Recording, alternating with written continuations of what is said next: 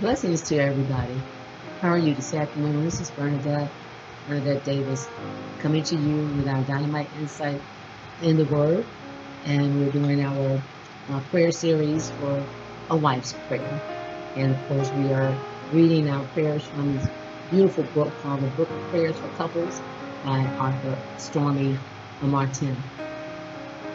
Today's prayer is dealing with our husbands and their jobs and their work that they do. So this little prayer is specifically directed to that area in their lives. Okay. All right. And it reads, God, I pray that you will be Lord over my husband's work. May he bring you into every aspect of it.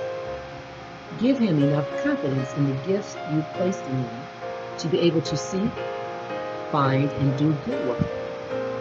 Open up doors of opportunity for him that no man can close. Develop his skills so that they grow more valuable with each passing year. Show me what I can do to encourage him. I pray that his work will be established, secure, successful, satisfying, and financially rewarding. Let him be like a tree planted by the stream of your living water, which brings forth fruit in due season. May he never wither under pressure, but grow strong and prosper. Amen. Wasn't that a beautiful prayer?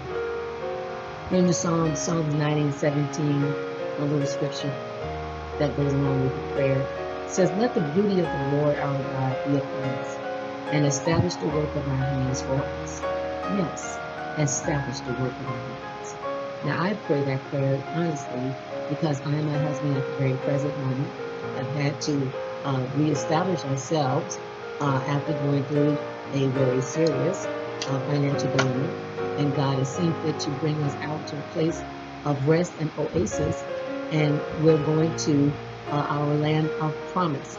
And I thank God for extending His grace and mercy in this area. And there's areas where we've been challenged, particularly my husband in his work. And that prayer is very appropriate. And part of my testimony is that God is faithful.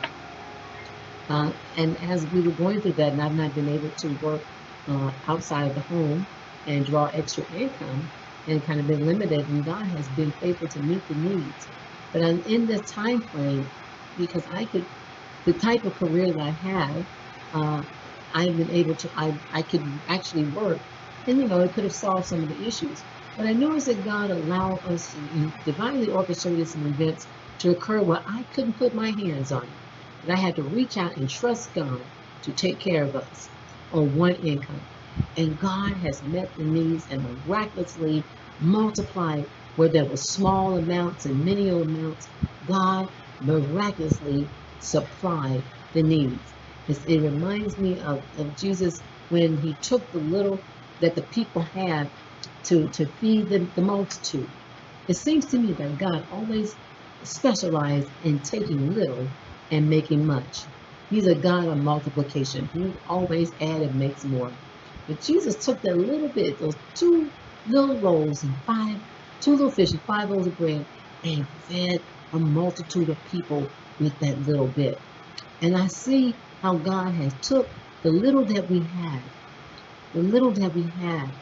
and multiplied it and caused it to be more than enough to meet our needs. I thank God for his faithfulness and his graciousness towards us. And today, you may be going through a circumstance situation, and your husband may be challenged in areas of work and career, and maybe he lost a job, or maybe he got hurt on a job, and now you are dealing with the one income factor in your home. Or he's having to start over, or have to find another type of career.